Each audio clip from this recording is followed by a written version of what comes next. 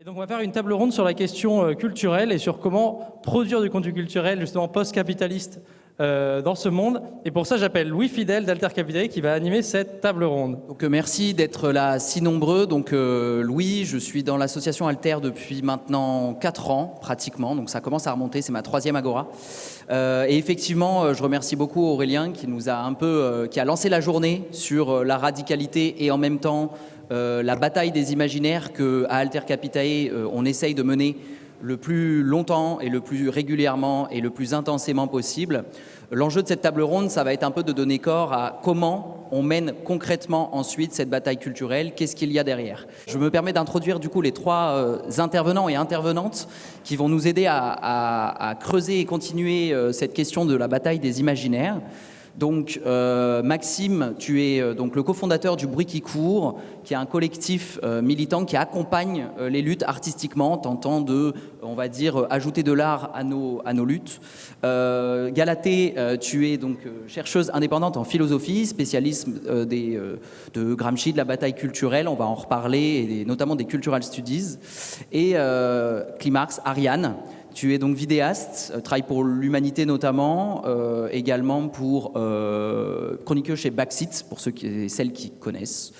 Voilà, et donc la première question pour lancer la discussion, effectivement on entend souvent les termes dits de bataille culturelle, bataille pour l'hégémonie culturelle, front culturel, front artistique. Et tous ces termes se mélangent un peu. Quand on parle de culture, est-ce qu'on parle de l'art? Est-ce qu'on parle de l'ensemble des signifiants, des affects dans la société? Et donc ma première question pour lancer cette discussion, de revenir avec toi, Galatée, sur justement un peu les mots de la discussion.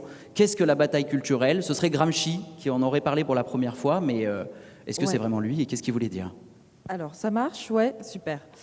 Oui, alors cette question de l'hégémonie culturelle, elle commence à affleurer un peu au sein du marxisme après la Première Guerre mondiale, face au constat que la révolution bolchevique n'a pas réussi à s'exporter en Europe de l'Ouest.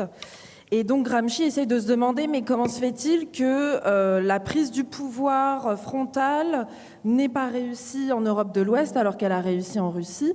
Et donc il va se demander un petit peu ce qui différencie les sociétés occidentales, l'État occidental, de la société russe, qui en fait peut-être a plus à voir avec une forme d'hybridation entre féodalisme et capitalisme. Et il se dit qu'en fait, il y a quelque chose qui les différencie complètement, c'est l'ensemble des médiations entre la société civile et l'État. Et ces médiations-là, c'est la culture, ça va être l'école, l'église, l'association, les médias, les journaux, l'art, les institutions culturelles, qui sont beaucoup plus présentes en Occident qu'en Russie. Et donc, ça va être une bataille à mener pour le prolétariat européen, une guerre qu'il appelle une guerre de position, où il faut essayer de gagner l'opinion publique avant de pouvoir gagner le pouvoir étatique, institutionnel à proprement parler. Donc voilà, il faut essayer de travailler à construire une hégémonie culturelle qui prend comme champ de lutte, pas seulement la question électorale, administrative, mais aussi la question de la production des imaginaires, des discours. Et donc ça veut dire aussi se mettre face aux institutions culturelles. Et en France, on en a des institutions culturelles. En Île-de-France, la culture, je crois que c'est le premier employeur. Et il se passe évidemment des choses dans ces institutions-là. Et en termes d'écologie, c'est évidemment important d'essayer de s'en emparer. Et d'ailleurs, en ce moment, il y a une super exposition que je vous conseille au musée d'art moderne d'une artiste qui pose la question féministe et écologique. Donc voilà, je vous conseille si jamais vous passez dans le quartier. Donc voilà. Il faut pas seulement se poser la question proprement politique et administrative, mais aussi la question culturelle, artistique, des imaginaires, et donc j'imagine que c'est ce qu'on va essayer de déplier aujourd'hui tous ensemble. Merci.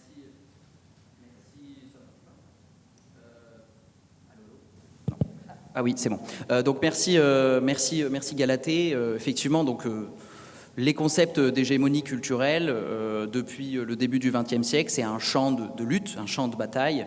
Je voulais d'abord qu'on commence la discussion pour savoir à quoi on fait face, c'est-à-dire face à quelle hégémonie culturelle on s'oppose et on tente de résister ou de dépasser.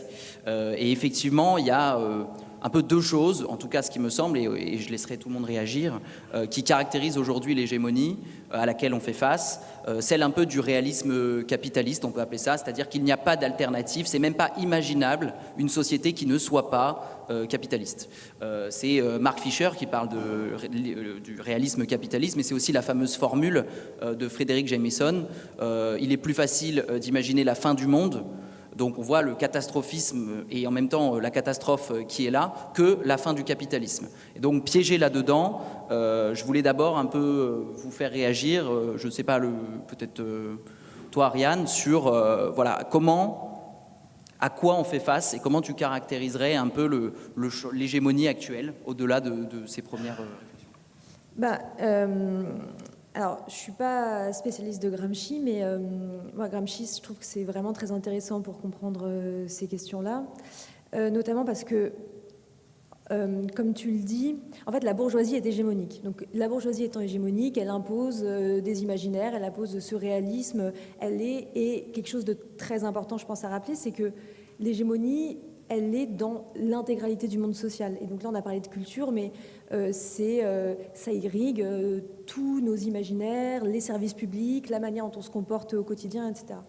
Et que je trouve que la manière dont on pense la bataille culturelle aujourd'hui, souvent, elle est un peu arrimée à la manière dont l'extrême droite utilise le terme de bataille culturelle, qui est...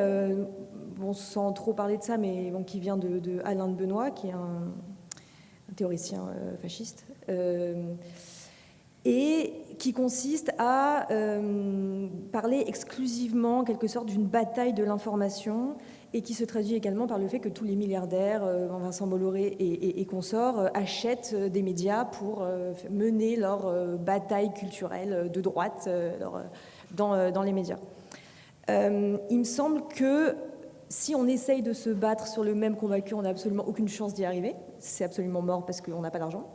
Et que, en plus, c'est pas forcément uniquement souhaitable, puisque le propre de la bataille culturelle, et ça c'est quelque chose de très important chez Gramsci, c'est que ça doit être lié à une organisation qui est extrêmement puissante et qui est une organisation qui soit capable de prendre en compte les désirs, les luttes sociales au sein de cette organisation. Et cette organisation, de fait, elle n'existe pas actuellement. Pour Gramsci, c'était évidemment le Parti communiste, mais nous, on peut penser d'autres organisations.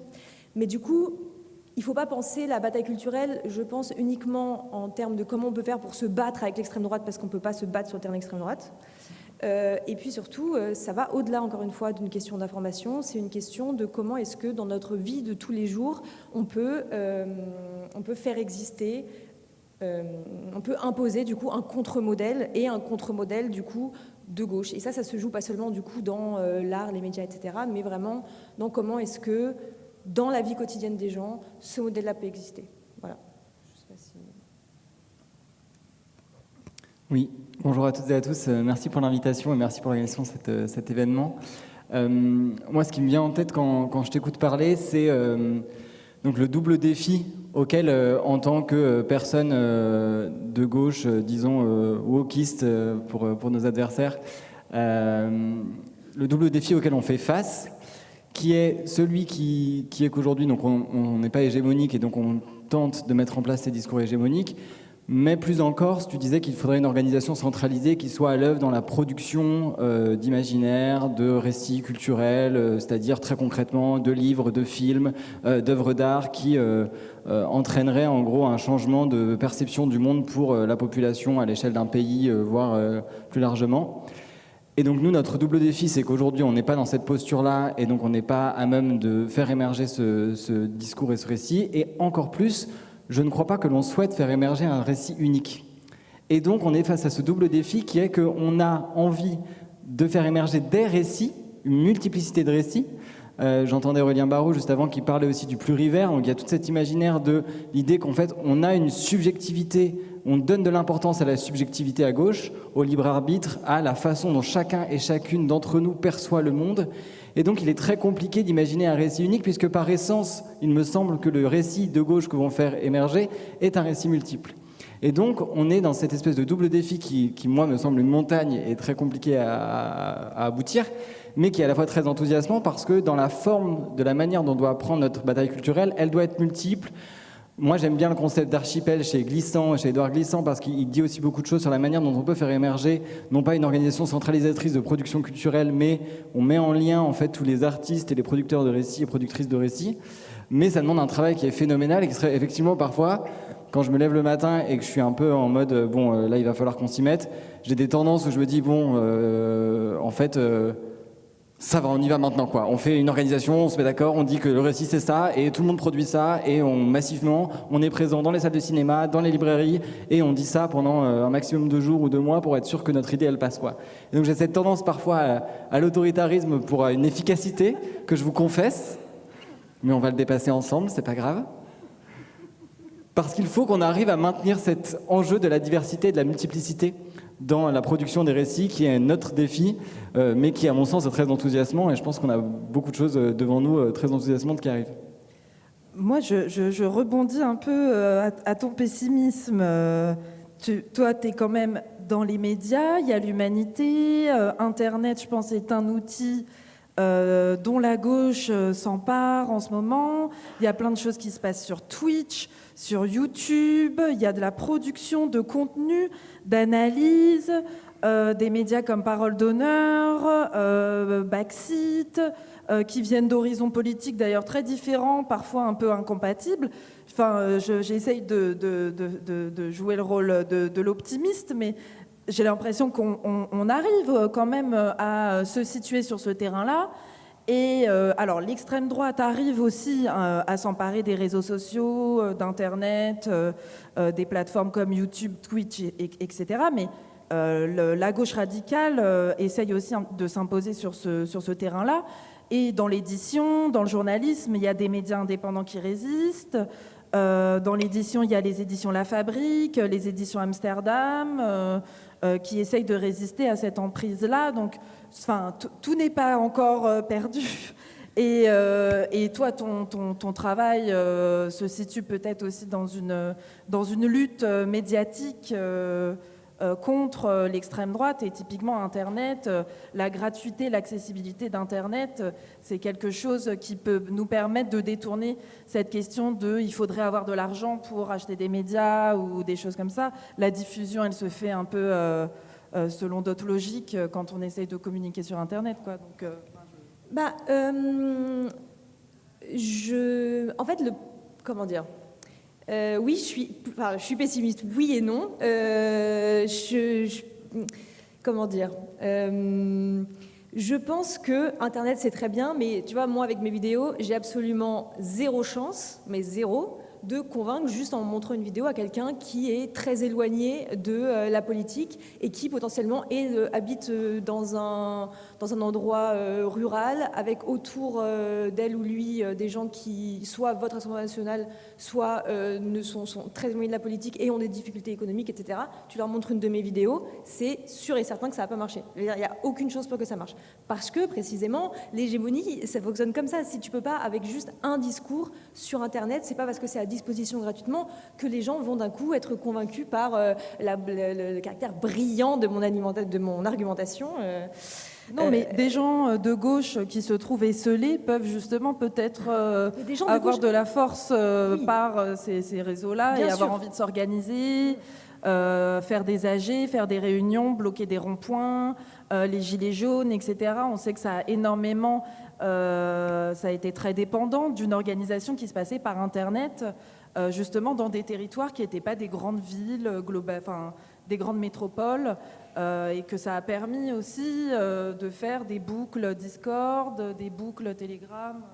Oui, mais Internet, là, si on parle d'Internet en termes de moyens de communication, C'est pas tout à fait pareil que de parler d'Internet en termes de vecteur de bataille culturelle. Et tu vois, tu parles des Gilets jaunes, typiquement au moment des Gilets jaunes, bon bah voilà, la gauche était un peu, savait pas quoi faire, il y avait un peu, et peut-être du coup on va en parler vu qu'on parle d'écologie, mais cette fracture où d'un coup il y avait des gens qui se sont mobilisés, qui sont organisés, et la gauche était complètement incapable tout de suite de voir ce qui se passait, notamment parce qu'il y avait cette question de la mobilisation qui a commencé sur ces questions d'augmentation de prix de l'essence, et qu'on se retrouvait avec une gauche incapable de prendre en compte la réalité de ce que vivaient les gens parce que complètement coupée de cette réalité-là. Et donc ça, c'est un truc qu'il faut quand même avoir en tête, et de comment on fait pour aller, parce que les gens de gauche qui font partie d'une petite bourgeoisie culturelle soient de gauche et une facilité d'avoir accès à des médias qui nous ressemblent, dans lesquels on se retrouve, etc. C'est super. Mais la question, c'est comment on fait pour réussir à nouer des alliances. Et ça aussi, d'ailleurs, qui est un peu le principe de Gramsci, du coup, c'est de nouer des alliances, c'est hyper important. Et nouer des alliances, notamment avec les gens qui ne sont pas des mêmes milieux, c'est hyper important. Et je pense que là, il ne faut pas se tromper sur le rôle d'Internet et des médias dans cette bataille-là, qui est le fait qu'il faut exister sur le terrain, exister dans la vie des gens, et qu'à ce moment-là, les médias, ça sert de support qui est indispensable, mais qui ne se suffira pas à lui-même. Voilà. Et donc pour réussir à exister, justement, au-delà de conquérir certaines positions dans les médias, mais quand même se battre face à un contexte assez hostile, moi j'ai un peu l'enjeu, enfin la réflexion qu'on a, nous aussi, au sein d'Alter Capitale, c'est, bon, on parle de ce nouveau récit, ou ces nouveaux récits qu'il faut réussir à propager par touche physique, c'est-à-dire en parlant aux gens partout le plus possible, et puis par les canaux médiatiques multiples et variés. Mais depuis que moi je suis militant, entre guillemets, ou en tout cas sensibilisé à la question écologique, moi je suis rentré d'ailleurs par Cyril Dion et Aurélien, que je remercie de sa présence aujourd'hui dans ces sujets-là, et on parlait déjà, donc c'était il y a 8 ans, il nous faut un nouveau récit qui va embarquer les gens, et vous allez voir, ça va être bien l'écologie, quoi. Ça va parler aux gens, parce que en fait on fait face à un enjeu existentiel. N'en reste pas moins que 8 ans après, on ne l'a pas encore vraiment développé, ce discours. Et d'ailleurs, l'écologie, ou le discours, l'imaginaire que transmet en général l'écologie, et donc là, je voudrais vous interroger un peu là-dessus. On a quand même régulièrement parlé de la taxe carbone qui a lancé les Gilets jaunes. Bon, c'était une mesure dite écologique, qui ne l'était pas, mais qui était en tout cas quand même expliquée comme telle. Donc on a globalement le mépris de classe qui transparaît souvent des politiques dites écologiques. On a une croyance parfois dans la solution technologique pour s'en sortir, ou alors le discours de l'effondrement, pour sensibiliser, ou alors pour finir, celui d'un éloge de la nature sacrée. Et vous allez voir, ça va être génial de revenir aux chasseurs-cueilleurs, au moins on sera libre et heureux sans cette société technologique. Donc aujourd'hui, j'ai un peu l'impression que c'est quand même ça le discours qui est associé à l'écologie. Donc comment on évite de porter le flanc et de se donner à des critiques beaucoup trop faciles, qui sont souvent celles de nos adversaires, du coup, pour entretenir et continuer à entretenir la machine.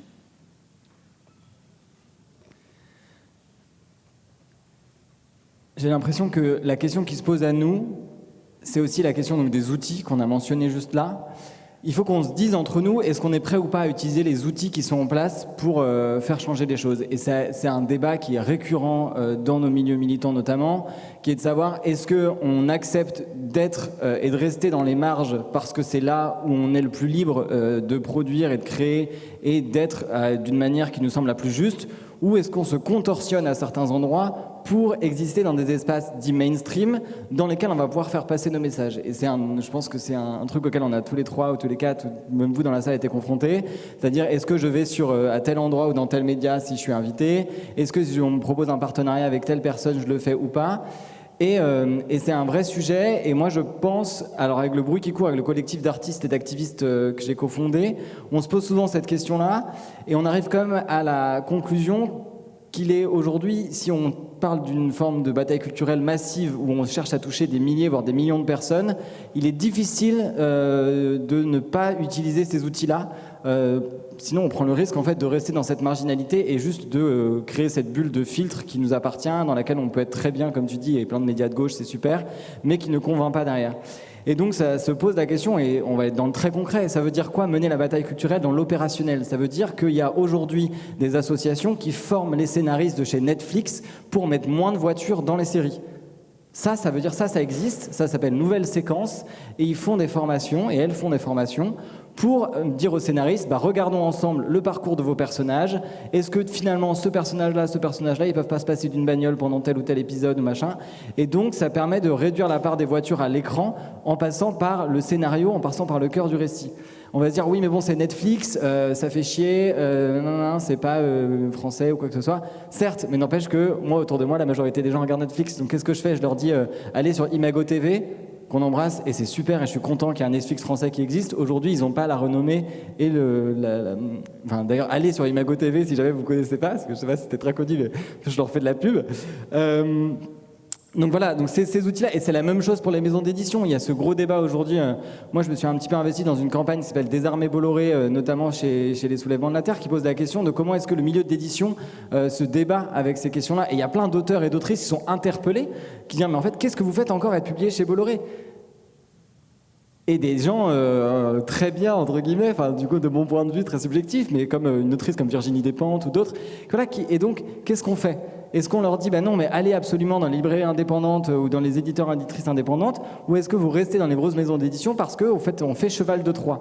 Et donc, c'est ce gros sujet-là où, moi, je pense, pour revenir sur ce que tu disais, que si on veut avoir de l'impact, il faut utiliser les outils qu'on a à notre disposition, les outils qui sont aujourd'hui maîtres dans l'espace qu'on essaye de nous diriger derrière. Et donc, il faut utiliser les outils mainstream. Et donc, il faut aller dans ces espaces-là, porter notre radicalité. Et moi, je n'espère qu'une chose, c'est que tous les gens qui sont dans la salle, qui ici, a priori, sont plutôt convaincus qu'un récit et qu'un discours et qu'une politique de décroissance est nécessaire pour le bien de toutes et tous, vous alliez dans ces espaces-là. Ça va être douloureux, c'est difficile. Moi, en tant qu'activiste, j'ai fait beaucoup de désobéissance civile notamment. J'ai beaucoup été dans le contre-pouvoir et j'ai toujours été très méfiant vis-à-vis des personnes qui faisaient de la RSE, par exemple, parce que j'étais en mode, la RSE, c'est pas trop mon délire. Faire transitionner les entreprises dans l'intérieur, ça me semble un peu du greenwashing. RSE Responsabilité sociale des entreprises, responsabilité sociale et environnementale des entreprises. Et en fait, finalement, après avoir discuté avec des gens qui sont en RSE, qui pour certains sont très pro-décroissance, etc., je me suis rendu compte à quel point c'était potentiellement, pour certains et certaines, pas tous et pas dans toutes les entreprises, mais les vrais activistes, c'est-à-dire celles et ceux qui sont seuls, isolés dans des espaces où ils sont vraiment face à une confrontation, une adversité la plus grande, parce qu'ils sont souvent très seuls à porter des trucs plus ou moins radicaux en interne, face à des COMEX, des comités d'exécutifs, de direction, qui n'en ont rien à battre.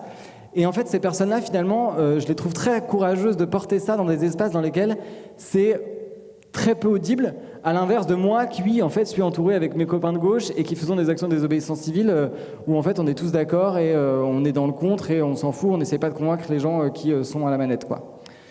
Donc, je me dis, voilà, c'est cette réflexion-là autour des outils, de est-ce qu'on est prêt ou prête, et toujours la question des lignes rouges et jusqu'où on va. Et ça, c'est des débats, je pense que de vouloir mettre en place une théorie sur ce sujet, c'est compliqué. Je pense que ça va se faire dans le concret, très concrètement. Il faudrait monter une éthique de l'entrisme, d'une certaine manière, une éthique de l'intégration de ces espaces-là pour voir jusqu'à où on est prêt, chacun et chacune, à aller, et qu'est-ce qui nous semble juste, et quand est-ce qu'on se compromet quand on est dans ces espaces-là, quoi. Quand on fait de la RSE, pour moi, on se compromet. Enfin, je ne suis pas du tout d'accord pour dire que c'est une bonne idée d'aller participer au greenwashing et à cette grande croyance collective selon laquelle il y aurait un capitalisme humain ou moral ou machin. Bon, ça, ce sont des utopistes, tes amis, qui font ça. Toi, tu es le réaliste avec ta désobéissance civile, finalement, tu vois. Bon, moi, pour apporter un peu de contradiction, je pense qu'on est dans un rapport de force où on est dominé à partir du moment où on essaye de moraliser les entreprises. On est aux prises avec des forces qui sont bien supérieures aux nôtres. Et c'est dans le collectif et la politique et pas dans une entreprise un petit peu individuelle de salariés qui va essayer de dire à son patron qu'il faut être plus gentil et qu'il faut être plus écolo. Enfin, c'est pas comme ça que les rapports de force politiques se créent. c'est dans le collectif, et je pense que c'est complètement utopique de penser qu'un capitalisme vert est possible, et que c'est de la perte de temps, de la perte d'énergie, et enfin bon, voilà. Mais,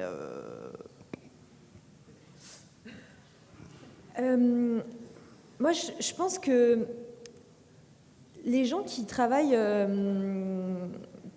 dans la RSE, souvent, enfin, des gens qui vont avoir un peu une prise de conscience et écologique et qui vont du coup se diriger plus vers de la RSE, ce genre de choses, souvent c'est des parcours qui sont contrariés. Des gens qui vont rentrer là-dedans parce qu'ils ils rentrent pas par un mouvement politique ou par le syndicalisme ou quoi, mais par voilà, une prise de conscience écologique, et qu'au cours de leur travail, ils vont se rendre compte qu'en fait, c'est pas possible. Ça va être déçu comme parcours, ça va être contrarié. Et je pense que l'idée, c'est pas trop de leur jeter la pierre, mais plutôt de constater qu'il y a vraiment beaucoup de gens qui ont un intérêt pour l'écologie, mais ce qui leur manque, c'est une colonne vertébrale politique, en gros. Et que tout l'enjeu de l'écologie, aujourd'hui, pour moi, c'est de vraiment l'arrimer solidement à des questions de lutte des classes, à des questions politiques, avant tout. Parce que tu parlais tout à l'heure de Netflix et de ne pas montrer des voitures, etc.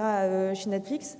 Et encore une fois, je pense que l'idée, c'est pas de critiquer les gens qui font ça, mais plutôt de se dire, ok, bon, bah, c'est très bien, mais ça change rien. Parce que de fait, Netflix est une entreprise extrêmement néfaste pour plein d'endroits, l'environnement, le climat, etc.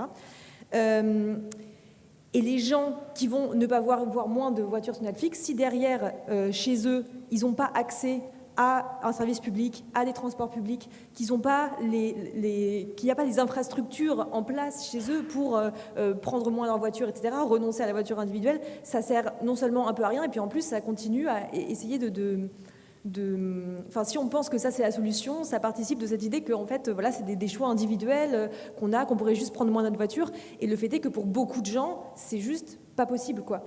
Donc l'enjeu, c'est un peu pour moi de récupérer tous ces velléités, toutes ces volontés de gens qui veulent du côté de, on va dire, plus la petite bourgeoisie culturelle, ou des gens qui ont plus de capitaux culturels, économiques, qui s'intéressent à l'écologie. Et de ces gens-là, de réussir à, avec un mouvement politique, encore une fois, solide, avec un mouvement politique qui est fondé sur la lutte des classes, en gros, mais autres également, mais fondé sur les luttes sociales, de réussir à vraiment arrimer cette question écologique à ces questions-là. Et que ça, c'est vraiment, pour moi, le nœud de tout le problème, c'est ça, quoi. Et oui, tu veux rebondir, Maxime ? Non, mais je trouve ça drôle parce qu'en fait, on nous a invités pour faire une table ronde sur les imaginaires. Et en fait, vous avez en face de vous... on y arrive. Mais en fait, je pense que ce qui est important dans ce qu'on est en train de dire, c'est la question du « et ». C'est-à-dire que quand tu posais la question « qu'est-ce qui s'est passé depuis le film de Cyril Dion, Demain ?», en fait, la problématique, c'est qu'il faut du « et ». C'est-à-dire qu'il n'y a pas les politiques publiques qui permettent aux gens de changer leur comportement individuellement et d'avoir accès à un service qui pourrait être plus écologique. Parce qu'en fait, sur cette question des récits et des imaginaires, on est parti sur l'angle de dire nous sommes en minorité, nous sommes marginalisés, le discours écologiste radical qui prend le problème à la racine, et qui plus est le discours décroissant ici, puisqu'on parle de ça ici, n'est pas majoritaire aujourd'hui en France. On est parti de ce prisme-là. Moi, je voudrais quand même qu'on se pose la question, parce qu'en fait, certes, la décroissance en France potentiellement n'est pas dite majoritaire, mais vous avez vous-même sorti avec Altercapital, il me semble, un rapport qui montre qu'en fait, les mesures en faveur d'une politique de décroissance sont plutôt appréciées, voire sont plutôt OK pour les Français et les Françaises. Donc en fait, et puis c'est une autre étude que je voudrais citer aussi, qui est celle de Destin commun, qui a fait cette étude-là de savoir est-ce qu'il y a un réel backlash écologique. Et en fait, on se rend compte que pas vraiment. Il y a un backlash sur le militantisme écologique, c'est-à-dire les formes d'action pour une société dite plus écologiste, où là, il y a vraiment du clivage, et je pense que c'était notre rôle en tant qu'activiste de mener des actions pour créer du clivage sur ces questions-là, pour les mettre à l'agenda médiatique, et aucunement je le regrette. Mais ce que dit cette étude, c'est qu'on est arrivé à un moment donné où finalement il y a une forme d'acceptation du fait qu'on a besoin de mettre en place une société écologique, que les gens sont plutôt prêts à ça, et qu'il faut continuer de produire des récits et des imaginaires qui vont aller dans ce sens-là. Mais pour appuyer ton propos, il faut aussi mettre en place des gens au pouvoir qui vont pouvoir proposer une société et mettre en place des politiques publiques qui font qu'il y aura plus de transports en commun, qu'il y aura plus d'offres végétariennes, qu'il y aura dans la vie quotidienne des gens une manière de s'approprier cette vie écologique qui est produite dans les récits, parce que sinon, effectivement, elle fait flop. En fait, elle fait flop. Et donc, c'est pour ça que j'entends, je peux sentir dans la salle, par les applaudissements, la frustration qui est qu'on ne parle pas assez des imaginaires. Mais le problème de celles et ceux qui pensent les imaginaires, c'est qu'ils le pensent en silo, seul, comme une bataille uniquement culturelle, et qu'ils ne la pensent pas comme une bataille culturelle et politique.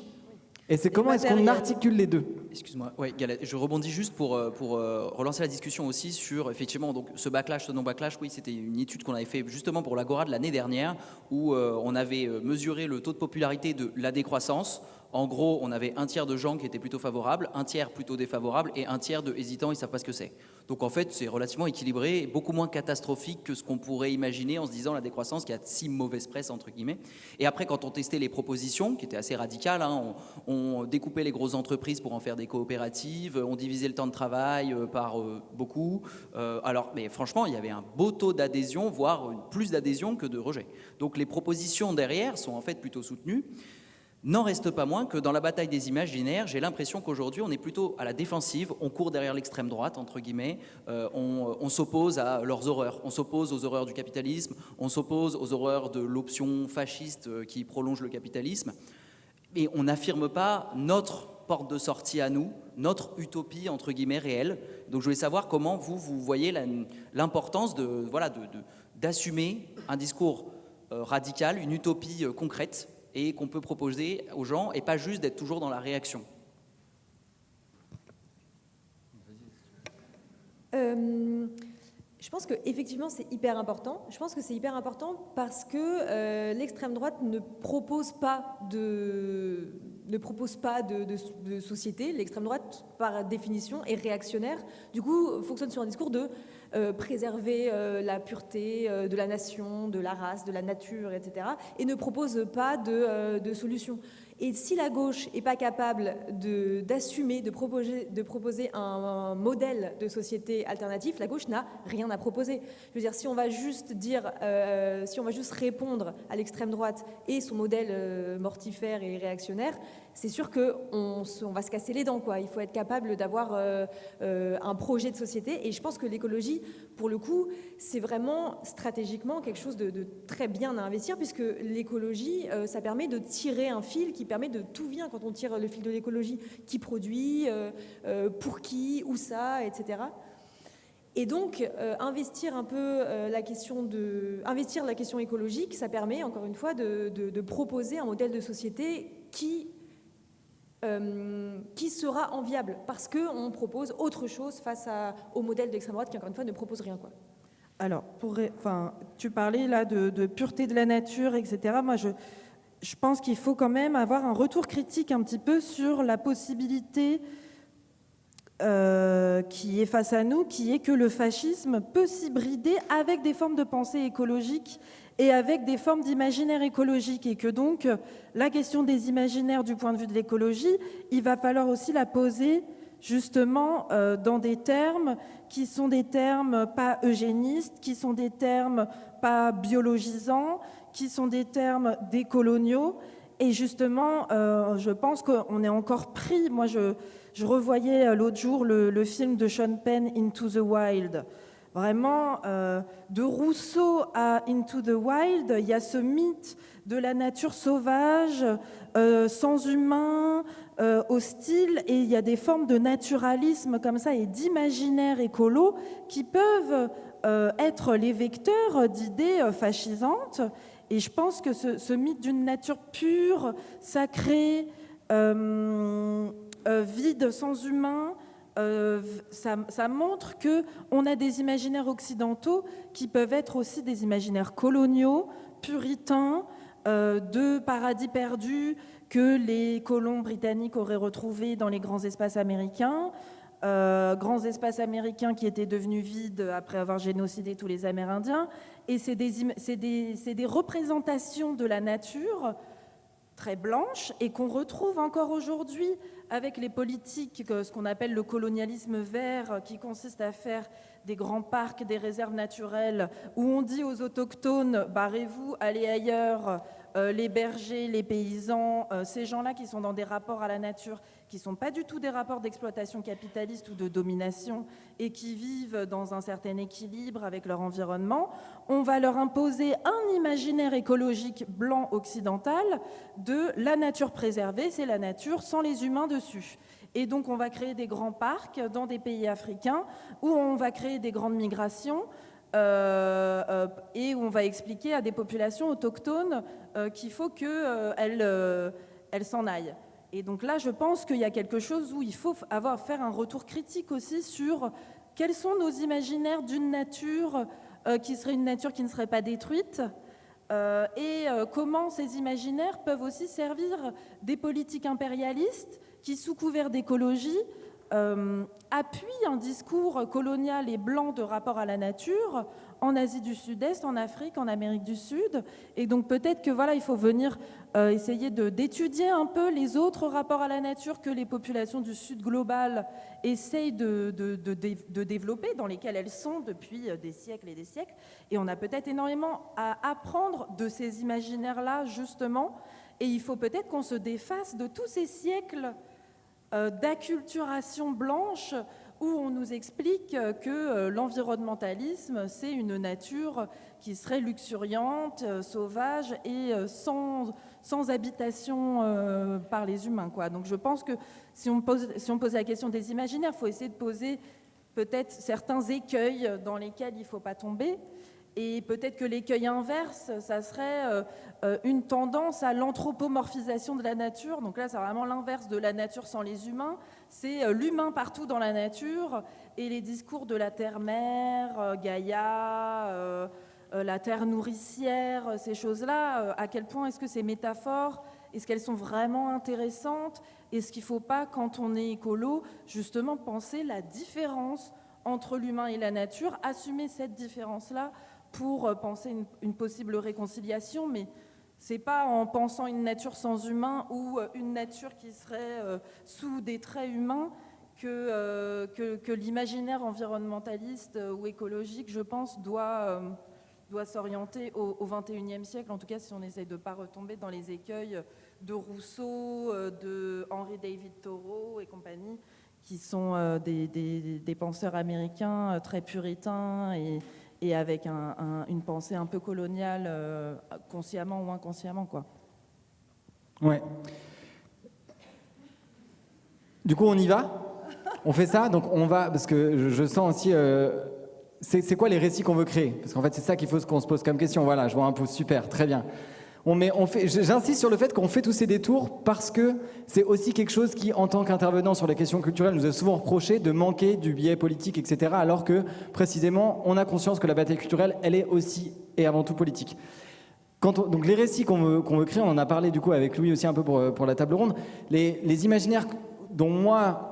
qui sont mes références et que j'essaye de porter, c'est des imaginaires que peut-être certains d'entre vous connaissent, mais qui sont ceux du Europunk, du Solarpunk, qui sont des imaginaires dans lesquels on met en place des sociétés qui sont, selon moi, des utopies intéressantes.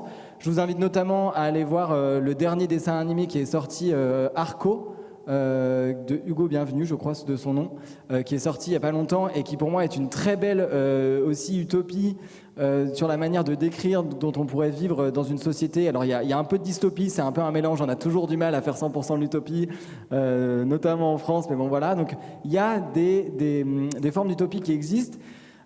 Sur d'autres fictions, moi, qui m'ont marqué, pour donner un peu du concret, il y a les récits d'Adrien Klent, notamment il a fait Paresse pour tous et La vie est à nous, je crois, qui est le deuxième titre du tome 2, que je vous invite, s'il vous plaît, à lire. C'est une bouffée d'air frais sur la manière dont on peut faire une campagne politique en France sur la thématique de la paresse. C'est jouissif, c'est bien écrit, c'est un carnet de bord d'une campagne politique, mais avec beaucoup, beaucoup d'humour. Et moi, j'ai adoré ces deux bouquins-là et ça m'a vraiment donné envie de faire de la politique en me disant, mais oui, faisons des meetings dans des hamacs, s'il vous plaît. Voilà, donc vraiment, il y a des choses très bien qui se font en littérature. J'attends avec impatience la BD de Mathieu Bablet qui va sortir ou qui est déjà sorti, je ne sais pas, Silent Jenny, qui est le tome 3 de son triptyque qu'il a sorti...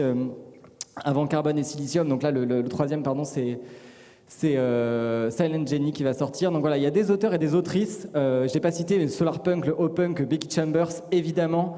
Histoire de monnaie de robot. Enfin, voilà, il y a des récits qui existent. C'est des petites touches, parfois, c'est des petites lumières dans le noir comme ça.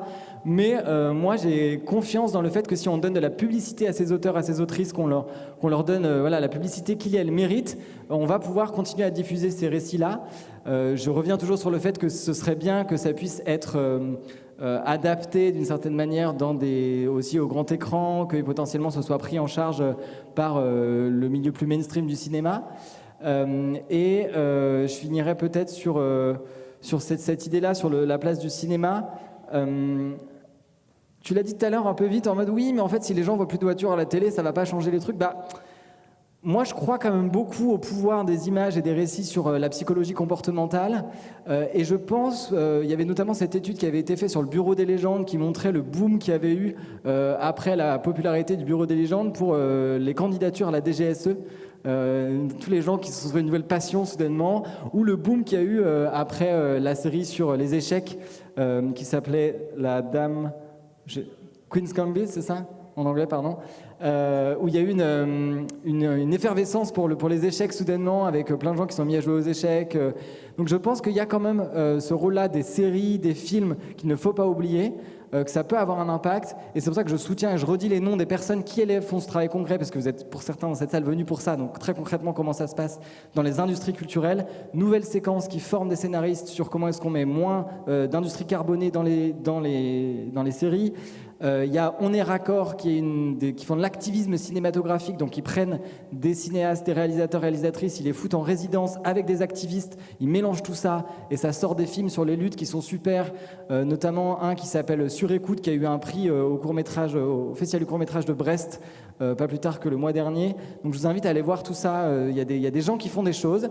Ils sont certes pas majoritaires, mais ils tentent des trucs dans la production culturelle, sur le solarpunk, sur le punk, et dans les industries mainstream, avec toute l'industrie autour du cinéma qui se transforme. C'est lent, c'est affreusement lent, j'en suis conscient, et moi aussi je suis pressé que ça arrive.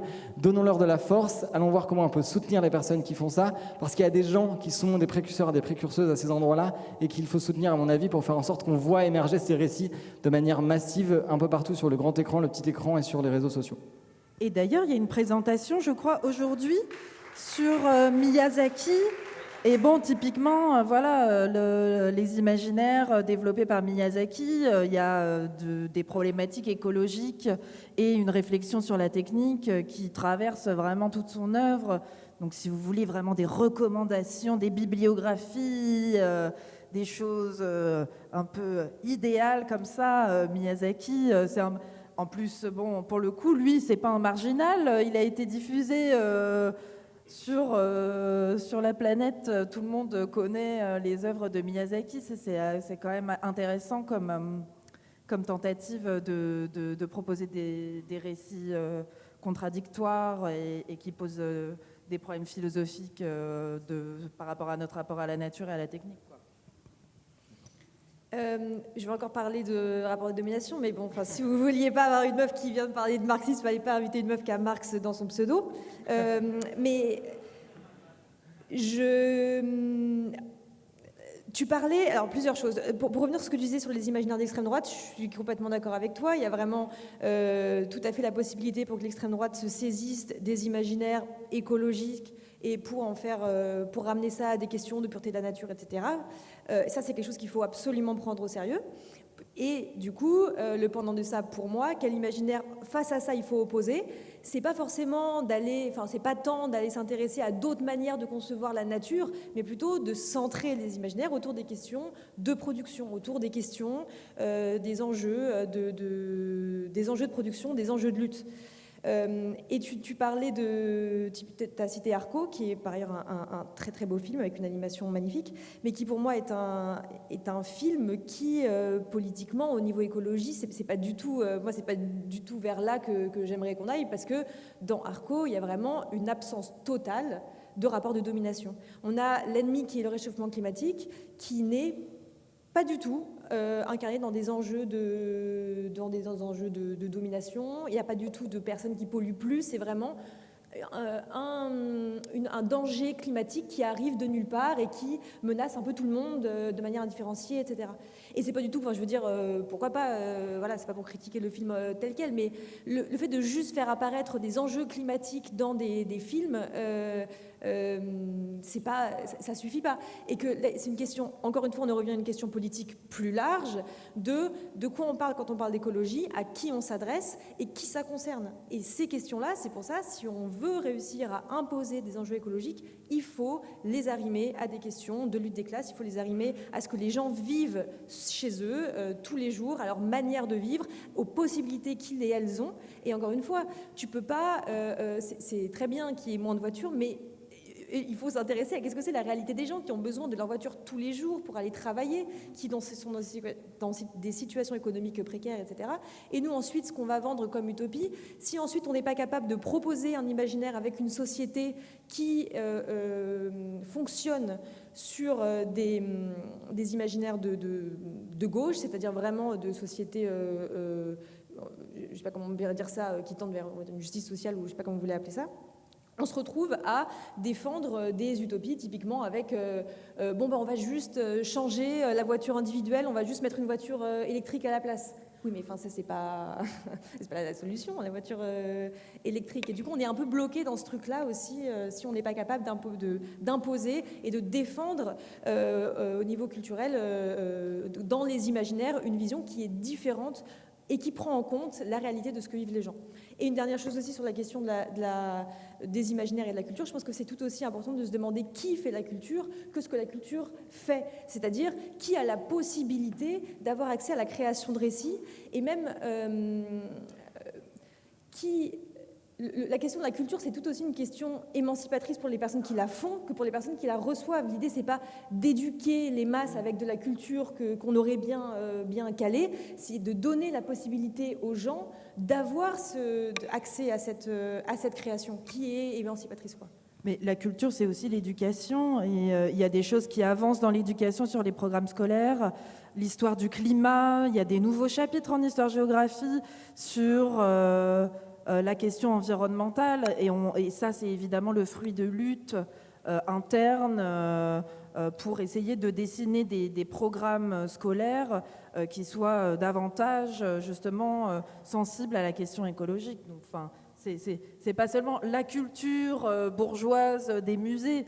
La culture, c'est aussi le rap, Internet, l'école, la radio, etc. Donc, et effectivement, il y a des luttes au sein des institutions culturelles et on soutient les travailleurs de la culture en lutte qui essayent de lutter contre l'exploitation, qui vivent sur leur lieu de travail et qui essayent aussi de rendre plus la sécurité ouvert. sociale des artistes-auteurs. J'en perds mon latin. Le revenu des artistes-auteurs. La continuité de revenus des artistes-auteurs. Défendu au Sénat. Moi, ça me fait me poser la question, est-ce que le mot d'ordre décroissance est un mot d'ordre qui charrie un imaginaire désirable? Et c'est à nous de changer ça. C'est précisément pour ça qu'on est là et c'est précisément pour ça qu'on fait cette table ronde. Il me semble, c'est la question qu'on va se poser ensemble. Je pense pas que dans cette salle, la question qui est de se poser, comment est-ce qu'on est d'accord ou pas pour dire que le mot décroissance est le bon, etc. ou pas. La question, c'est quel imaginaire est associé à ce mot-là. Et c'est là tout notre travail de changer les imaginaires qui peuvent potentiellement être associés à ce mot-là.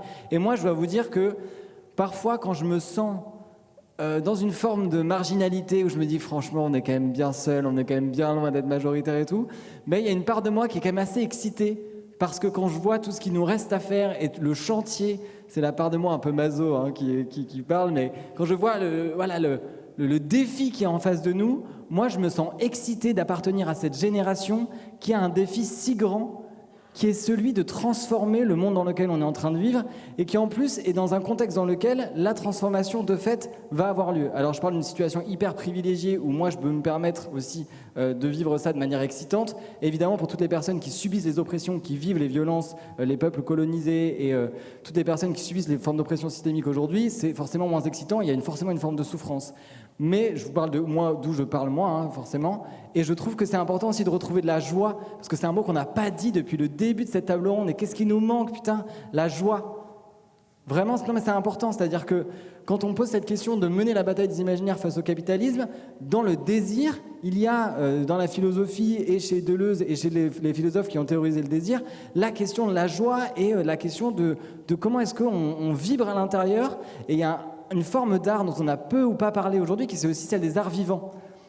Et en fait, moi, alors c'est très paradoxal parce que moi, j'ai beaucoup parlé du cinéma et de la littérature, etc., là, dans les exemples que j'ai cités. Moi, je viens de la danse de base. J'ai fait une école de danse, je suis danseur. Et donc, je regrette de ne pas vous avoir parlé plus des arts vivants parce que pour moi, c'est aussi ce qui est vibrant.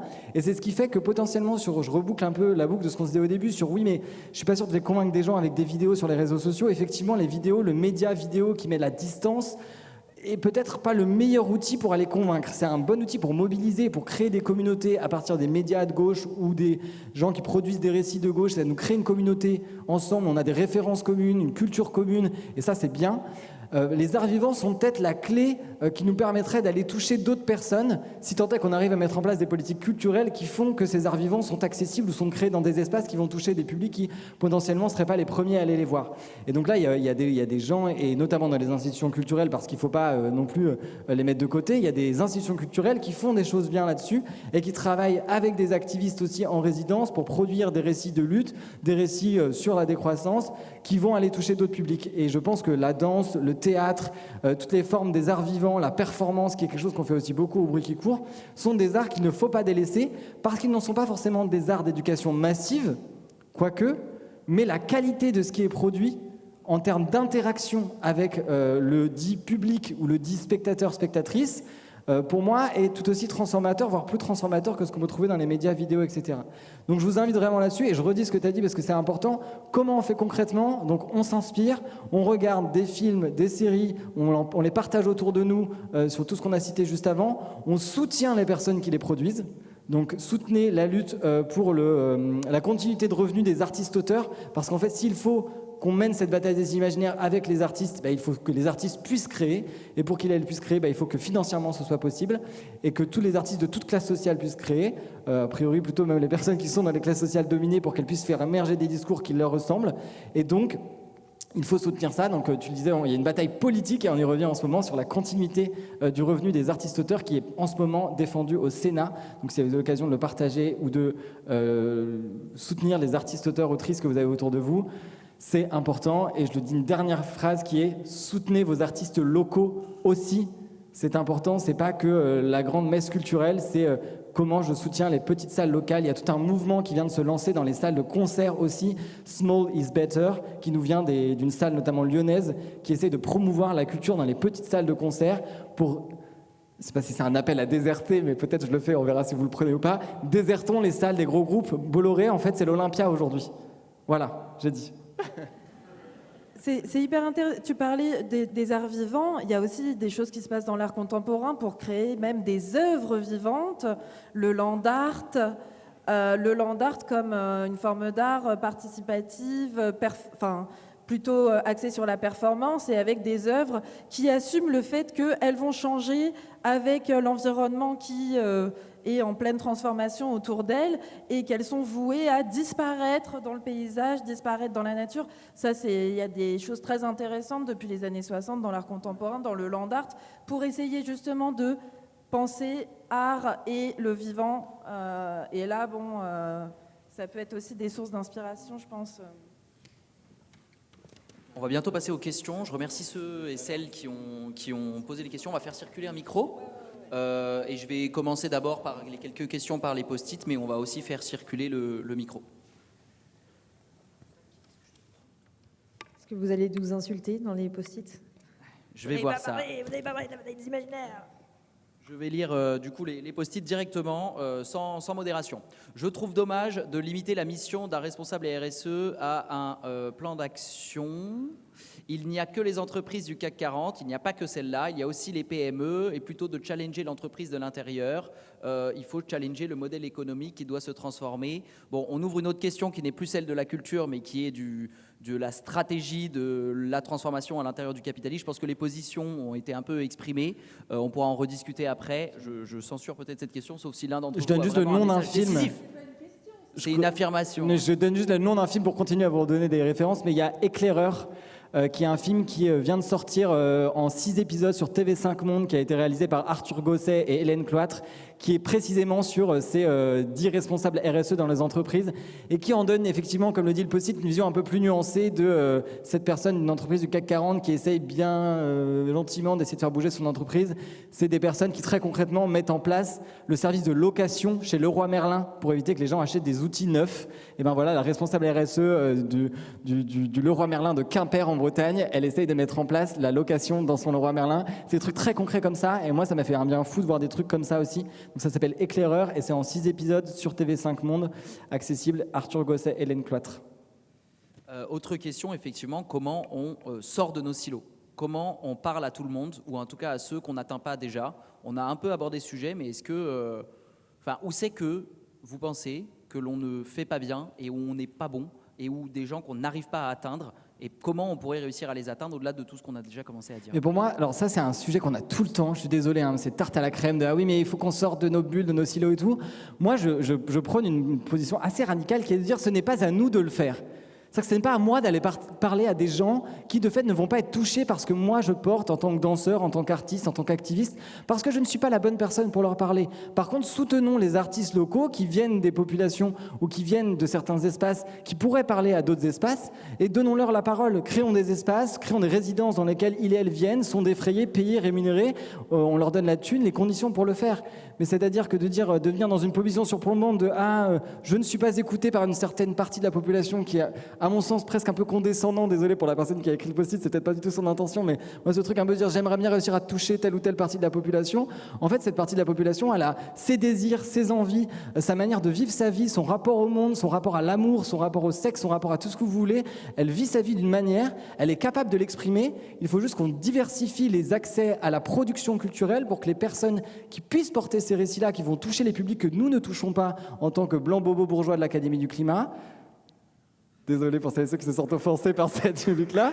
Mais non, mais voilà, faisons ça. Et donc, je pense qu'il y a des gens qui le font et il faut encourager tous les fonds, notamment de dotation et les gens qui font des résidences artistiques à aller plus chercher des artistes qui sont issus de ces espaces-là et pas toujours promouvoir les mêmes classes sociales. Mais je sais que c'est fait, donc j'ai pas envie de jeter la pierre sur les personnes qui travaillent dans les industries culturelles. Je sais qu'ils essayent et elles essayent de le faire. Moi, j'habite à Bobigny en ce moment. La MC 93 à Bobigny, elle fait le taf de ouf sur cette question. Les spectacles qui sont là-bas sont faits par des artistes qui sont en résidence, qui viennent de populations qu'on essaye de toucher, entre guillemets, et qui font ça très bien, mieux que nous. Donc allons les soutenir et allons voir leurs spectacles.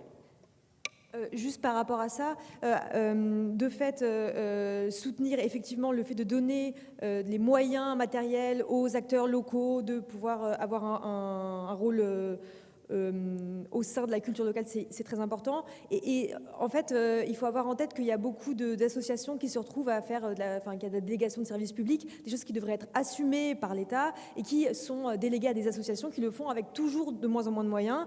Qu'on est face à de moins en moins de moyens qui sont donnés aux collectivités locales. Les collectivités locales qui sont les premières financeuses de la culture et les premières choses qui sont coupées, c'est la culture. Donc en fait, voilà, il faut avoir tout ça en tête. En fait, c'est toujours, on en revient toujours à cet endroit-là. Et de fait, comment on fait pour parler à d'autres populations? Eh bien, on permet à d'autres gens de parler, on permet à d'autres gens, là où ils sont, d'émerger et de parler aux gens qui leur ressemblent, etc., etc., comme ce que tu as dit. Voilà.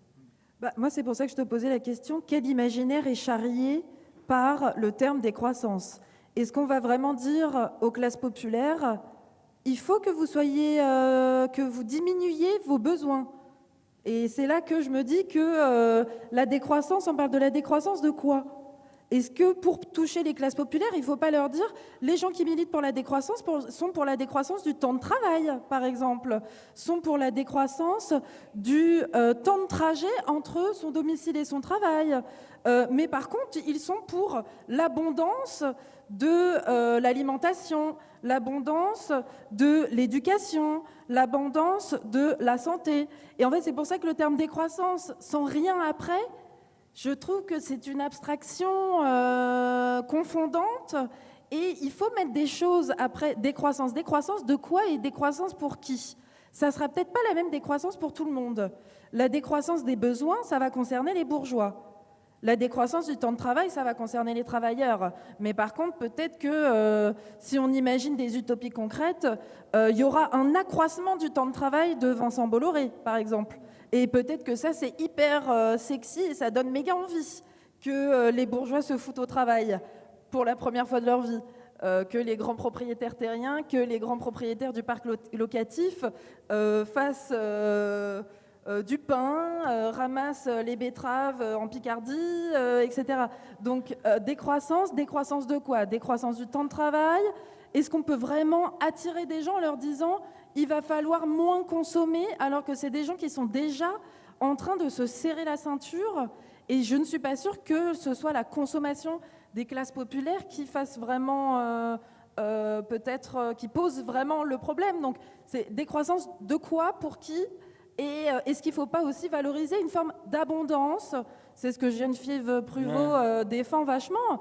Il faut peut-être se réapproprier le terme d'abondance, abondance de savoir-faire, abondance de services publics, abondance de livres, de produits culturels, abondance de légumineuses, non mais abondance de temps libre, abondance de loisirs, voilà.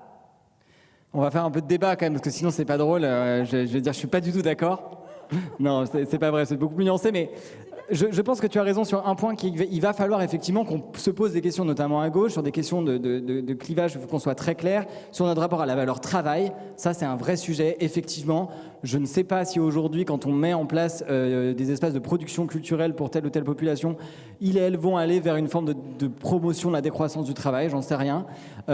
Pareil pour les questions d'immigration, il va falloir qu'on soit très clair sur le fait que notre décroissance, elle n'est pas, qu'elle est antiraciste. Non, ne pas seulement dire qu'elle n'est pas raciste, mais dire elle est antiraciste, parce que si vous n'êtes pas antiraciste, vous êtes raciste, il faut le dire clairement. Et donc ça, c'est des sujets sur lesquels il faut qu'on soit très clair. Par contre, moi, j'ai envie d'amener quand même un truc qui est... J'ai eu la chance d'observer la Convention citoyenne pour le climat, c'était déjà il y a plusieurs années maintenant, mais 3-4 ans, mais j'ai fait mon mémoire de recherche sur la Convention citoyenne pour le climat, et donc j'ai assisté à toutes les séances de débat entre les citoyens et les citoyennes. Et bon Dieu, j'en ai encore des frissons que c'était revigorant, parce qu'en fait, quand on met le sujet sur la table, quand on met les informations et quand on permet aux gens de débattre, la réalité, c'est que tout ce que tu dis là, ça ressort en réalité dans les mots d'autres personnes, quoi. Et qu'est-ce que c'est jouissif, je peux vous dire, franchement, ça me fait trop de bien de le raconter, ça faisait longtemps que je l'avais pas dit, mais il y avait des débats entre les citoyens de la Convention citoyenne pour le climat, qui débattaient de trucs, notamment la fameuse mesure phare qui avait fait le holà sur les 110 km/h sur l'autoroute. C'était un gros sujet, machin et tout. C'est ce qui était finalement pas passé. Enfin bref, je vous passe les détails. Qu'est-ce que c'était jouissif de voir des gens défendre au sein d'une convention citoyenne des mesures qui allaient contre leur propre intérêt. De voir naître l'intérêt général chez des gens qui étaient capables de dire « Oui, je vais mettre un peu plus de temps à aller au boulot si je ne prends pas ma voiture, mais je suis capable de comprendre que parce que je suis dans une zone à forte pollution, je pense que c'est important qu'on puisse prendre plus les transports en commun. Je comprends que pour l'intérêt général, je vais changer mon rapport individuel à ce que je suis en train de faire. » Et ça, c'est beau à voir. Et moi, je pense qu'il faut avoir confiance dans le fait que quand on met en place les espaces de création artistique, les espaces de discussion et d'intelligence collective, ce qui naît de là, est de gauche. Et je pense que fondamentalement, c'est ça. Peut-être pas sur tous les sujets, peut-être que sur la valeur travail, peut-être que sur les questions d'immigration, il va falloir qu'on arrive à politiser un peu ce sujet-là. Mais je pense que sur le rapport à la santé, sur le rapport à l'éducation, le rapport au service public, je pense que les gens sont fondamentalement attachés à beaucoup de choses qui nous portent aussi nous, et que si on leur donne l'espace de réflexion et de création, et encore une fois pour aller sur la question des imaginaires, qu'on leur donne les moyens financiers et matériels de créer eux-mêmes ces récits et de participer à la création de ces récits, je suis persuadé, et il faut qu'on ait confiance dans ça, parce que si nous, on n'a pas confiance là-dedans, on est foutu. Il faut qu'on ait confiance dans le fait que ce qui va émerger de là est par essence quelque chose qui est juste pour l'intérêt général, et c'est pour ça qu'on est de gauche, et c'est pour ça qu'on est pour la démocratie, et c'est pour ça qu'on est aujourd'hui ici convaincu de ce qu'on défend. Effectivement, on a beaucoup dit gauche, droite, extrême droite, et il y a quelqu'un qui nous pose la question, la bataille des imaginaires doit-elle nécessairement être une opposition gauche-droite? En gros, marre de la binarité, de devoir choisir un camp et de désigner un adversaire, virgule la droite. Quelqu'un a posé cette question, c'est effectivement une question qui revient souvent aussi quand même, quand on parle beaucoup de gauche-droite, il y a des gens qui disent c'est pas le sujet. Alors, qui c'est que je laisse répondre?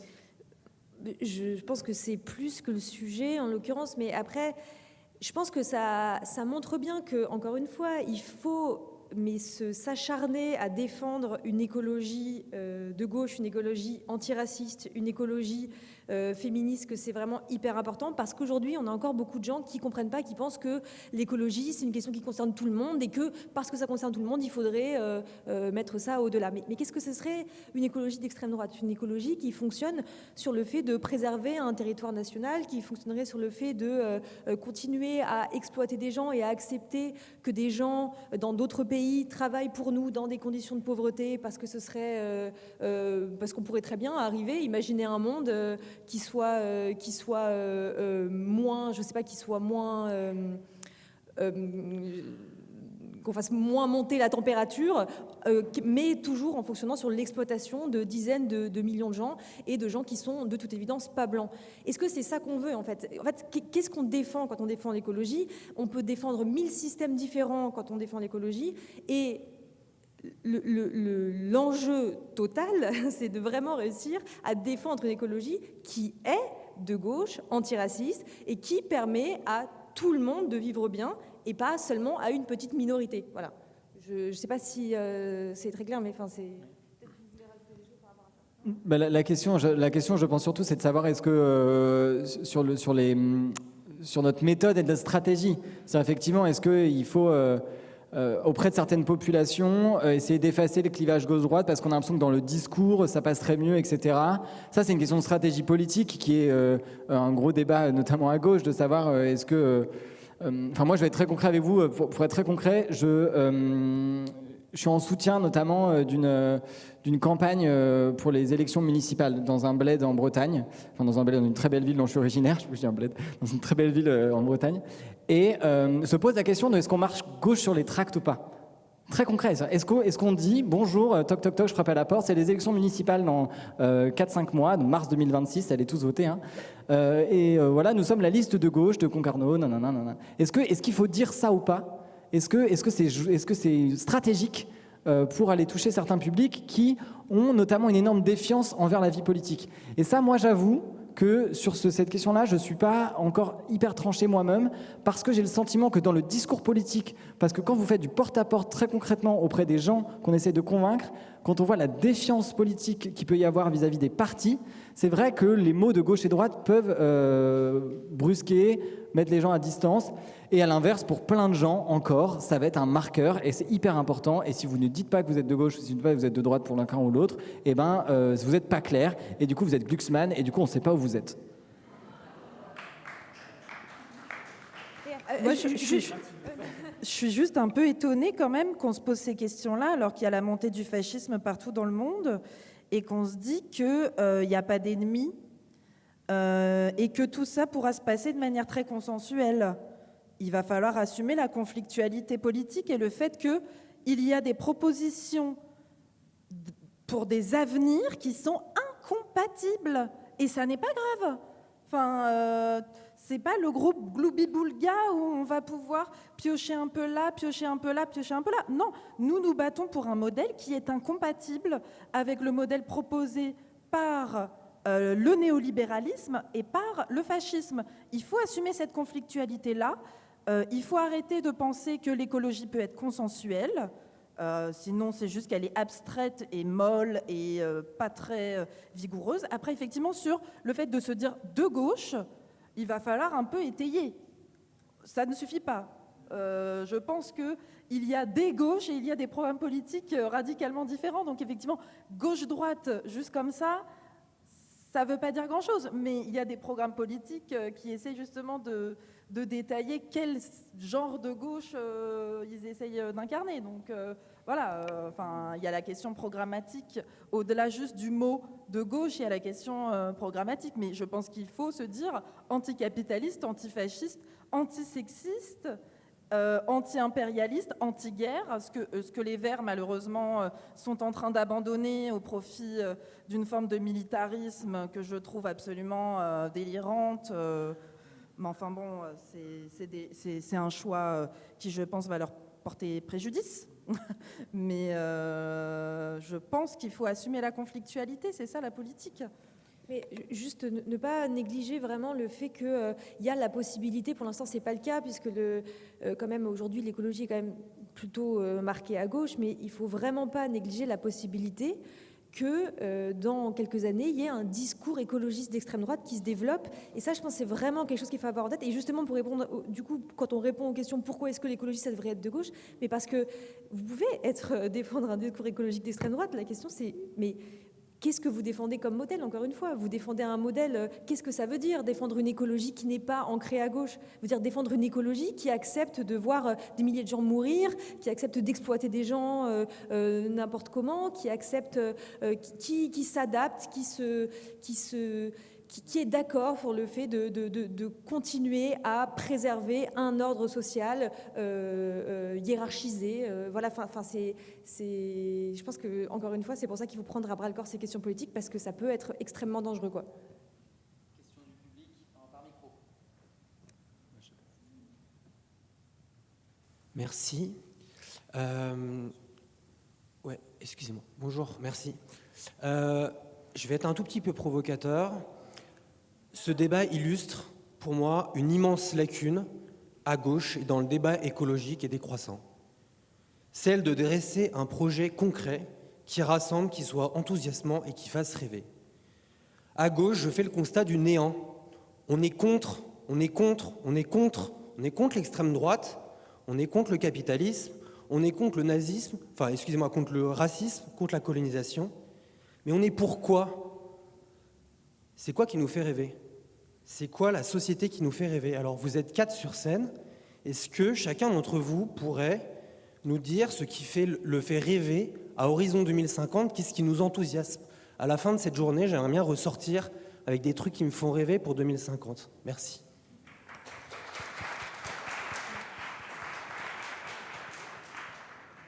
Je ressens presque le besoin de m'excuser. Mais tu as raison, merci de reposer ça.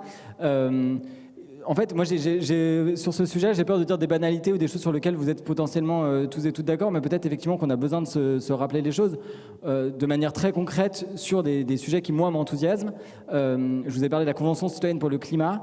Moi, je suis très enclin à regarder ce qui se passe sur les questions de démocratie participative et je suis très enthousiasmé de voir tout ce qui se passe, même à l'échelle locale, sur la manière dont on permet à des gens de reprendre le pouvoir à l'échelle locale. Je regarde pas mal ce que font aussi les listes citoyennes et participatives. Si vous connaissez un peu le réseau d'Action Commune ou Fréquence Commune, qui est un réseau de listes citoyennes et participatives qui met vraiment en place à l'échelle locale une autre manière de faire démocratie. Je vais sur des trucs très enthousiasmants. Ils ont notamment fait quelque chose dans la ville de Poitiers où ils ont permis de prendre des décisions du conseil municipal par une assemblée citoyenne tirée au sort, ce qui est, pour votre information, anticonstitutionnel, donc c'est-à-dire que c'est illégal. Et donc, ils sont allés en conflit avec le préfet pour justement faire en sorte que les décisions du conseil municipal puissent à certains moments être prises en compte, décidées par une assemblée citoyenne tirée au sort. Donc remettre du tirage au sort pour faire de la politique à l'échelle locale, voilà un exemple très concret de moi ce qui me porte. On a parlé de la place de l'art et de la culture. Moi j'aspire au fait que les artistes puissent vivre dignement de leur travail artistique notamment, et donc je remets sur la table la continuité du service des artistes, la continuité de revenus des artistes, auteurs, autrices, qui est à ce moment défendu au Sénat et qui est notamment porté par la SNAP, CGT et tous les syndicats des artistes auteurs.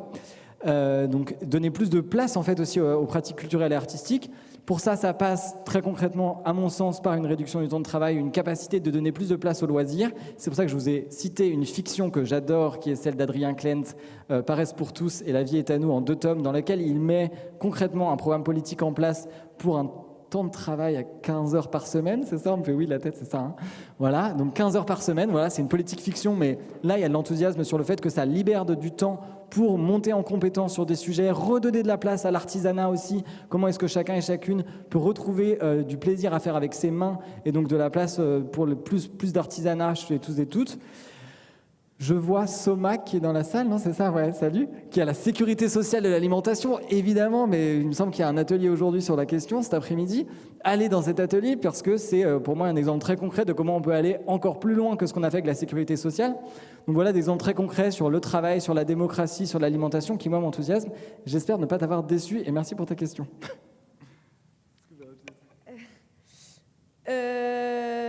Ce qui m'enthousiasme pour 2050, ouais, bien sûr. Non, mais moi, vraiment, ce que j'espère voir arriver d'un moment à l'autre, c'est vraiment un vaste mouvement social, des alliances entre les différents mouvements, encore une fois, mouvement écologiste, avec le mouvement antiraciste, avec le mouvement féministe, avec les syndicats de lutte, avec tout, et d'arriver avec toutes ces associations, toutes ces initiatives de personnes qui travaillent à leur échelle, font du travail militant, d'arriver à trouver un mouvement social qui puisse réunir tout le monde et qu'on puisse réussir à avoir une proposition politique qui part du vécu des gens et d'arriver à une proposition politique qui enthousiaste tout le monde, quoi. Enfin, tout le monde. Tous les gens qui, avec qui on partage un socle Nous ne commun. sommes pas des diseurs d'avenir, malheureusement. J'ai envie de vous répondre en vous disant que ça n'est pas à nous de dire ce que sera 2050 idéal. Ben non, c'est à nous tous, à toute la société. Et donc ça, c'est quelque chose où il faut aussi faire avec l'imprévisibilité de l'action politique. L'action politique, elle se projette dans un futur dont elle ne saisit pas les contours, parce que c'est le résultat d'une action collective et que c'est quelque chose qui est en mouvement permanent. Donc il faut aussi se dire que la lutte n'est jamais terminée. Notre lutte n'est jamais terminée, et même s'il y a une planification écologique, même s'il y a à un moment donné une abolition de la propriété privée, un moment donné. C'est une lutte c'est la marche de l'histoire qui fait que la lutte ne peut que continuer. Il n'y a pas de bond d'un état à un autre, d'un état stable à un état autre. Et c'est pas à nous de dire ce que c'est un futur désirable, c'est à nous tous collectivement. Et donc ça veut dire faire avec les contradictions et faire avec l'imprévisible. Ça répond pas à votre question, moi, c'est quoi ce que je désire? Moi, je suis militante communiste. Donc déjà, c'est l'abolition de la propriété privée et un changement de système économique absolument radical, par exemple. Ça me fait rêver. D'ici 2050, moi, c'est un bon programme. D'ici 2050, abolition de la propriété privée, c'est... Oui, bonjour, je suis Aline Maréchaux, je suis une citoyenne comme les autres et je voulais faire une réponse en partie témoigner. J'ai mes gamins, j'ai mon boulot, je ne suis pas politisée, etc. Et je voulais juste témoigner qu'à un moment donné, j'ai rencontré une force d'action civile qui s'appelle l'Opération Milliard. On va avoir un stand tout à l'heure là-bas où je vais témoigner humblement. Et en fait, le projet, c'est reprendre le pouvoir, en tout cas se rendre en capacité de flécher les financements sur des petits projets de territoire qui nous concernent tous. C'est-à-dire partir, ce qui m'a plu dans ce modèle-là, c'est qu'ils partent du système, c'est-à-dire le système de financement, et ils le hackent juste ce qu'il faut pour dire OK, est-ce qu'on peut, nous, citoyens, reprendre le pouvoir sur où va l'argent? On va financer quelles entreprises? Nos associations crèvent, le monde de l'ESS est en train de boire la tasse et on continue à financer par des centaines de millions d'euros des startups dont on n'a rien à foutre, quoi. Et de se dire, OK, il y a de la formation, comment vous, sur les territoires, sur vos territoires, vous pouvez identifier des projets, vous pouvez venir dire, moi, je fédère aussi des projets autour de moi, je travaille en coopération de territoire sur des thématiques éducatives, alimentaires, etc. Et pendant ce temps, il y a l'opération Milliard qui va auprès de mécènes, auprès de différents fonds. Donc ça, je pense que certains autour dans la salle les connaissent pour dire voilà, on va récupérer, on va lever 1 milliard d'euros et on va faire ce fonds citoyen qui va rediriger l'argent là où on en a besoin sur les territoires. Donc je vous invite à voir justement tous ces mouvements qui sont dans l'action et qui construisent justement le projet 2050, c'est-à-dire c'est un projet où la démocratie est à l'œuvre sur les territoires et les citoyens sont en capacité de choisir. Voilà, merci.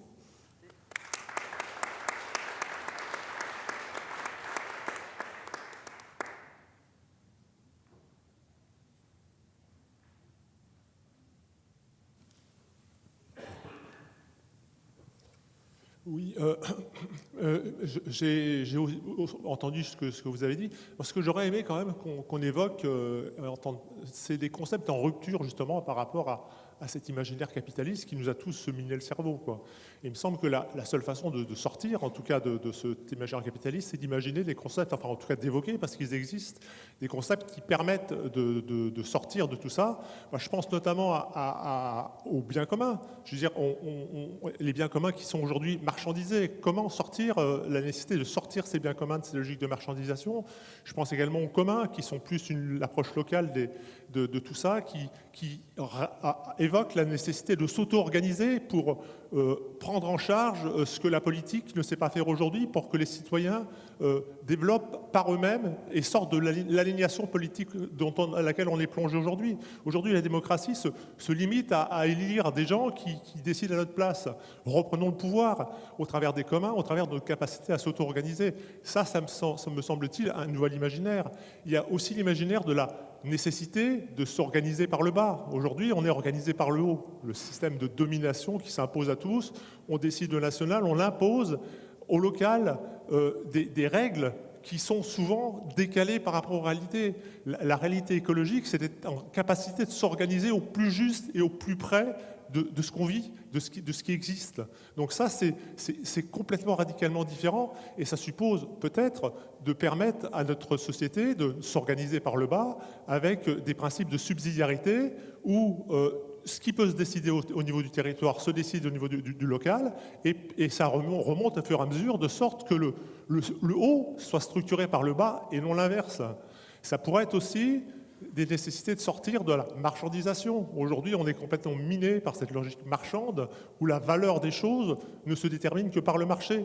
Fondamentalement, il faut sortir de ça. Donc là, pareil, il y a des concepts. Donc, à mon sens, si on veut lutter contre les imaginaires du capitalisme, il faut aller sur des imaginaires différents, sur des concepts différents.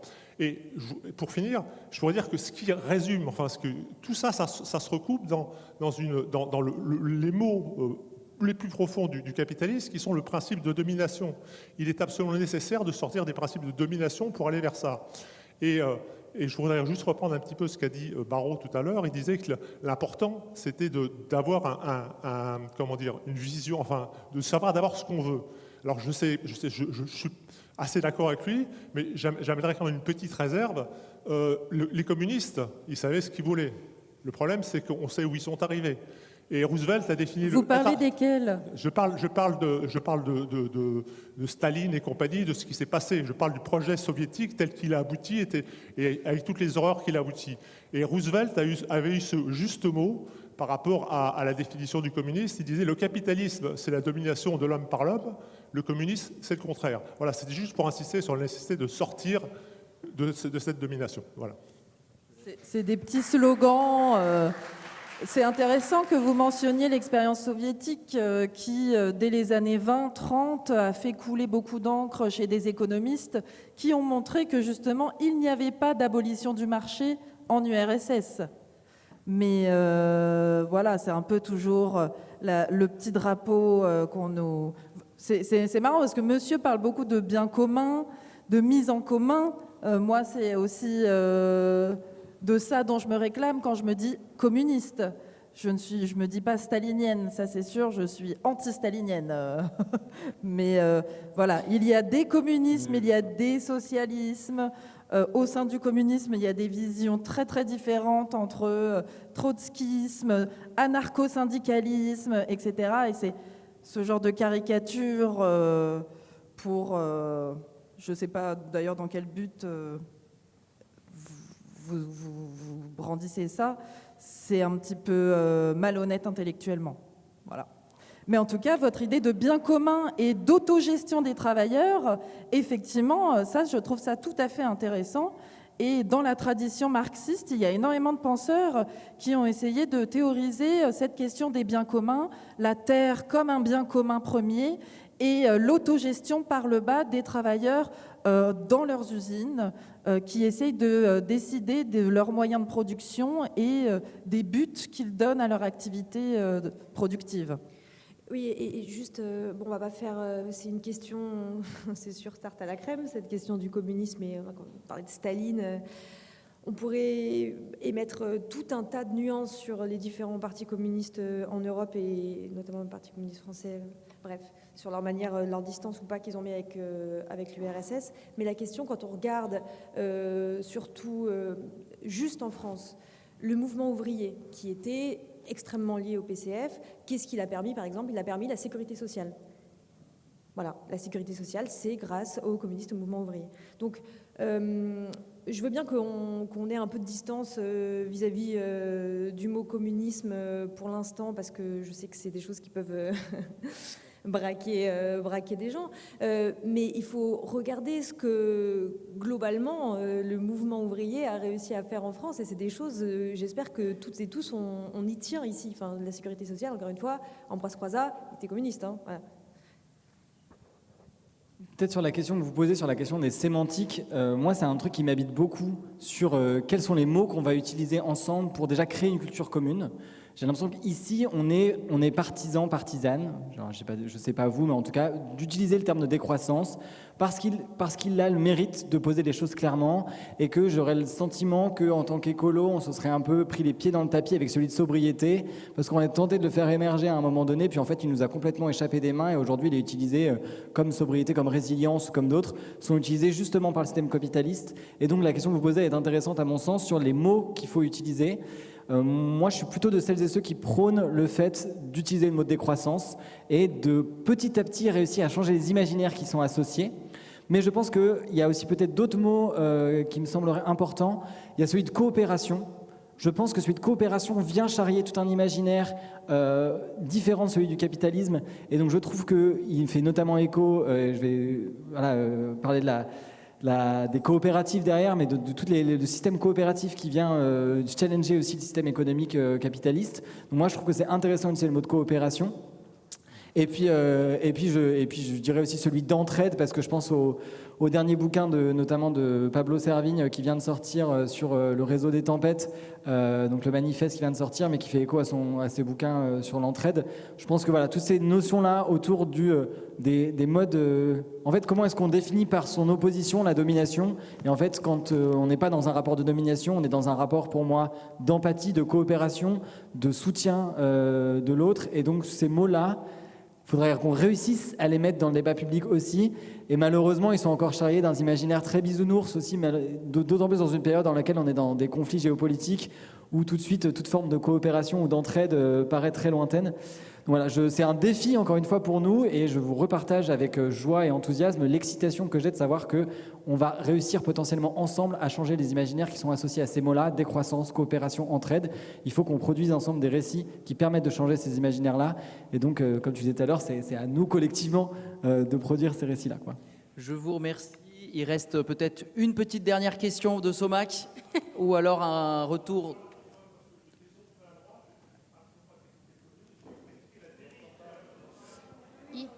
Le monsieur dit, pour que tout le monde entende, il a critiqué la dérive du communisme et pas l'idée en général du communisme.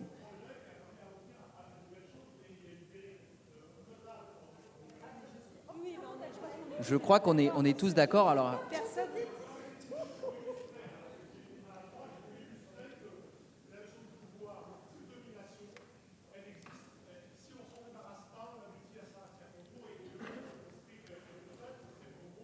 merci.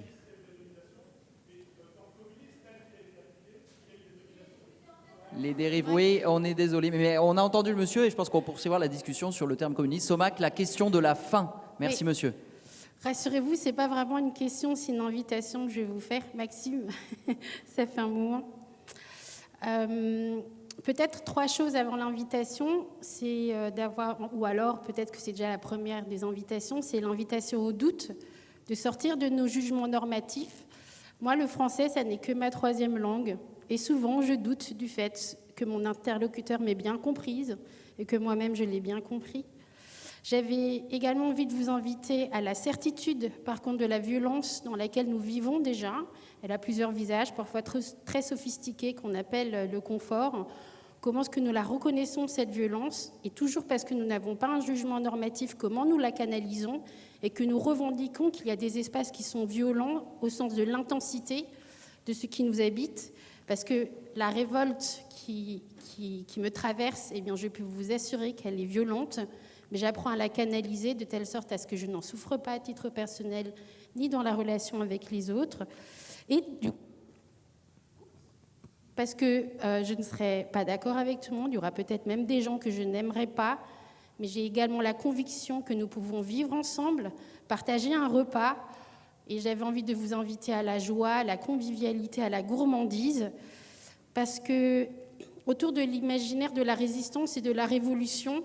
De temps en temps, on n'arrive pas à imaginer que nous sommes dans le cours de la métamorphose. Et le terme imaginaire, moi, me fait penser à l'imago, à l'imaginal, ce moment, en fait, où les larves se transforment en chrysalides, où leur corps est littéralement en train d'attaquer, en fait, les cellules, et non pas parce qu'elles sont saines, non pas parce qu'elles sont malades, mais parce qu'elles vont entrer dans une nouvelle phase. Et cette phase, elle va nous permettre, comme les chrysalides, de nous élancer dans une dimension que nous avions pas encore acquise, à laquelle nous n'étions pas encore en capacité d'être en lien. Et peut-être que ce qui nous manque, c'est de nous reconnecter à cette mémoire que nous partageons toutes et tous, en fait. Redevenons, en fait, c'est à ça que je vous invite, redevenons les autochtones, en fait, de nos territoires, de nos pays.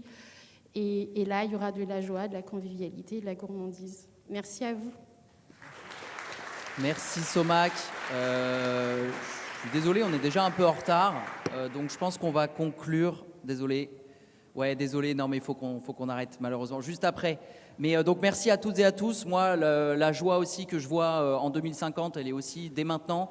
Vous êtes nombreux et nombreuses, la discussion était riche, on est parti dans tous les sens et en même temps on a abordé toute une succession de questions sur quels sont nos mots d'ordre, et derrière l'imaginaire en fait il y a la question des mots d'ordre. On voyait la décroissance, le communisme, ces grandes idées. Globalement en fait on a eu une discussion qu'on n'a pas eue ailleurs, en tout cas moi je ne l'ai pas vue à la fois au sein de l'écologie et au sein d'une partie de la gauche non plus, et on a essayé de faire ce croisement. C'est un peu artistique peut-être, mais on espère que ça vous a intéressé et que la suite de la journée répondra à toutes vos aspirations. Merci à tout le monde.